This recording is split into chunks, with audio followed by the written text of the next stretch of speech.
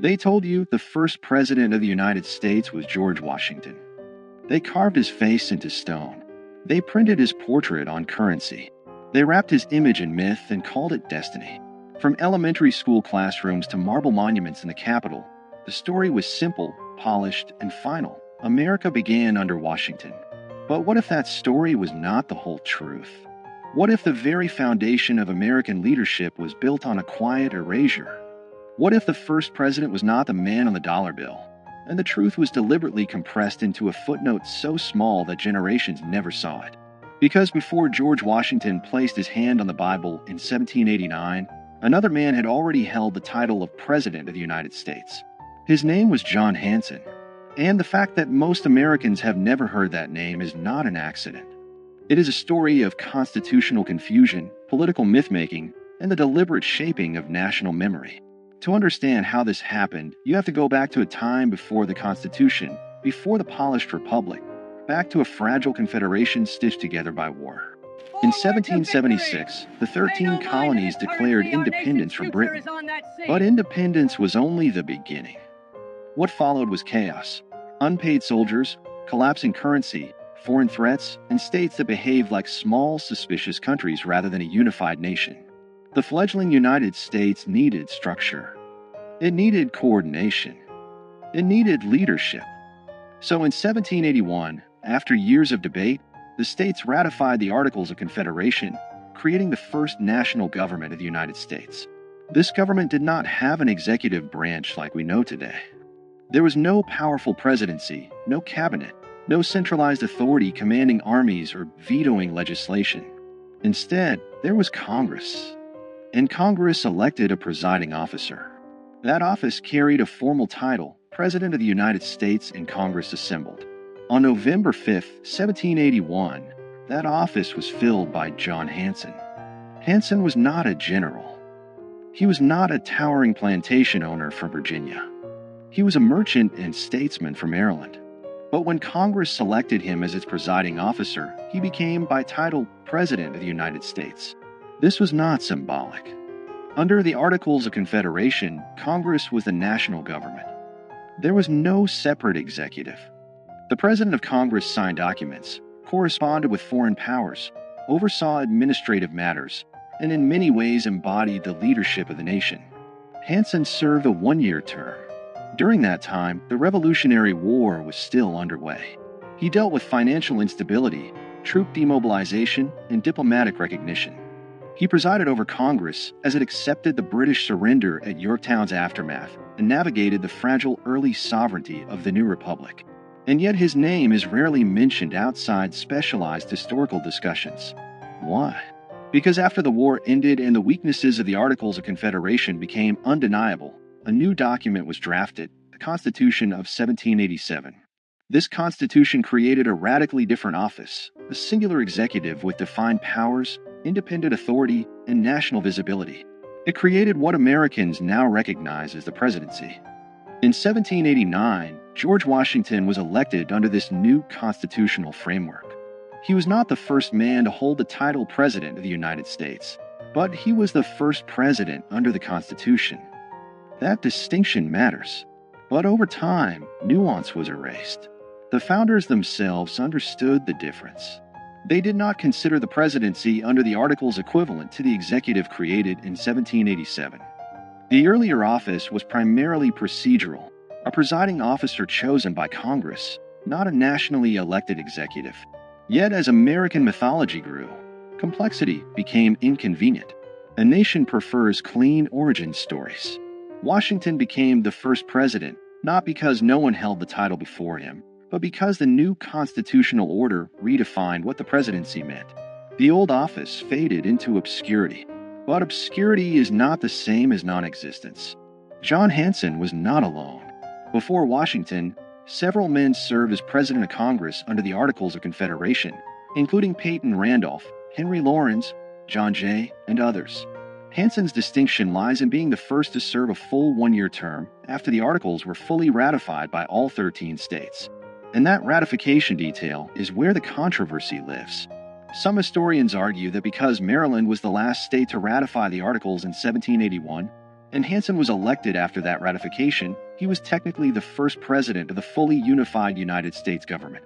This claim has been amplified in certain circles as proof that Washington was not the first president. But the reality is more layered. The presidency under the Articles had no independent executive power. It had no veto authority. It had no control over a standing army. It was not elected by the people or an electoral college. It was chosen by members of Congress and largely functioned as a moderator and administrator. Calling Hanson the first president in the same sense as Washington would be misleading. Yet erasing him entirely is equally misleading. The shock is not that Washington was not first. The shock is that American civic education rarely explains the transition between two completely different governmental systems. The real foundational lie is not that Washington served first. It is that the story of American leadership begins neatly in 1789. It does not. It begins in confusion, experiment, and fragility. During Hanson's presidency, Congress established Thanksgiving as a national day of observance in 1782. It adopted the Great Seal of the United States. It managed foreign affairs and struggled to pay soldiers. It dealt with mutinies and financial crisis. These were not ceremonial tasks. They were existential. Yet when the Constitution replaced the Articles, the previous system was treated almost like a draft that never counted.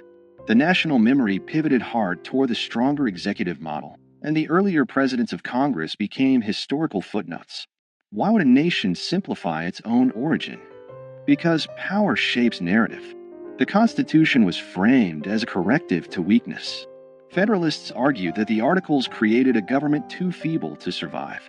By elevating Washington as the first president, the new system symbolically reset the clock. It framed 1789 as year one. The earlier period became a prelude rather than a beginning. This was not necessarily a malicious conspiracy. It was nation-building through storytelling.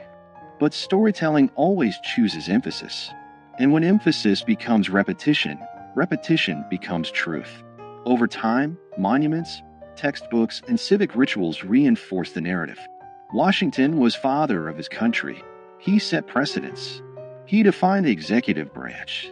He stepped down voluntarily, shaping democratic norms. All of that is true. But what disappeared in the retelling was a messy prologue. The presidency did not emerge fully formed. It evolved. Under the Articles of Confederation, the central government had no power to tax. It could not compel states to provide troops or funds. Economic instability led to unrest like Shays' Rebellion in 1786–87. These crises exposed structural weaknesses. The Constitutional Convention of 1787 was not simply an upgrade, it was a reinvention. The executive office created in Article II of the Constitution bore little resemblance to the presiding officer of Congress under the Articles. Washington's presidency represented a new experiment entirely. But here is where document shock enters the story. The Articles of Confederation explicitly use the title President of the United States in Congress assembled. That phrase is preserved in historical records. It is not folklore. It is written law. That means technically that someone held the title before Washington. The shock is not fabricated. It is documented. The question is not whether Hanson held the title. He did. The question is whether holding that title made him equivalent to the constitutional presidency Americans celebrate. It did not. But the refusal to explain that difference clearly has fueled decades of confusion, and in some cases, deliberate myth-making. In the 20th century, certain advocacy groups and state historians promoted Hanson as the real first president, sometimes to elevate regional pride or challenge federal narratives. Statues were erected. Claims were printed in pamphlets. The nuance disappeared again, this time in the opposite direction. History swung from erasure to exaggeration. The truth lives in the middle. Washington was the first president under the United States Constitution. Hanson was the first president of Congress after full ratification of the Articles of Confederation. Both statements are accurate, but only one made it into national memory. This selective remembering reveals something deeper about American identity. The country prefers strong beginnings. It prefers heroic founders over experimental committees. It prefers marble certainty over procedural evolution. And so the fragile Confederation years are compressed into a blur between 1776 and 1789. That compression has consequences. When citizens believe their institutions sprang into existence fully formed, they misunderstand how governments evolve. They lose sight of how constitutional design responds to crisis. They forget that American democracy was not inevitable. It was negotiated, revised, and sometimes nearly abandoned. John Hanson's obscurity is not a scandal in the sense of conspiracy. It is a symptom of how nations curate memory. But in a broader sense, it does change everything. Because if the first chapter of the presidency has been simplified, what else has been streamlined for comfort? What other transitions have been flattened into clean narratives? The early republic was unstable. The Articles government was weak by design. Many Americans feared centralized authority after living under British rule. The pendulum swung towards state sovereignty, and then swung back when that model proved insufficient. Washington's presidency did not emerge from triumph alone. It emerged from failure. Understanding Hanson's role forces us to confront that failure. It reminds us that the United States had a first attempt at national government that did not work as intended. It reminds us that the presidency itself was born from revision. And it challenges the idea that history is a straight line. If Hanson is remembered only as a trivia question, was Washington really first? The deeper lesson is missed. The deeper lesson is institutional transformation. The presidency Americans know today is not static. It has expanded dramatically since 1789. Executive power has grown through war, legislation, judicial interpretation, and precedent. From Washington's cautious leadership to the sweeping authority exercised during the Civil War under Abraham Lincoln, to the global executive power of modern administrations, the office has continuously evolved. Recognizing the earlier presidency under the Articles reveals that evolution in its earliest stage. It shows that titles alone do not define power. Structures do. And structures can change. In the end, the accusation embedded in this story is not that America lied about Washington. It is that America simplified itself. It presented a polished origin instead of a complicated birth. John Hanson's relative obscurity is not an injustice of race or suppression in the way other historical erasures have been. It is a reminder that institutional memory is selective, but selective memory shapes civic understanding. When citizens learn that there was a president before Washington, even if only in a different governmental form, they are forced to reconsider what first really means. They are forced to look closer. And when people look closer at their foundations, they often discover cracks, not fatal ones, but human ones. That discovery does not weaken democracy. It strengthens it. Because mature nations do not fear complexity. They embrace it. America's first president was hidden, not in a secret archive, not in a burned document, but in the quiet margins of a transitional government that did not survive. And understanding that hidden chapter changes everything about how we see beginnings.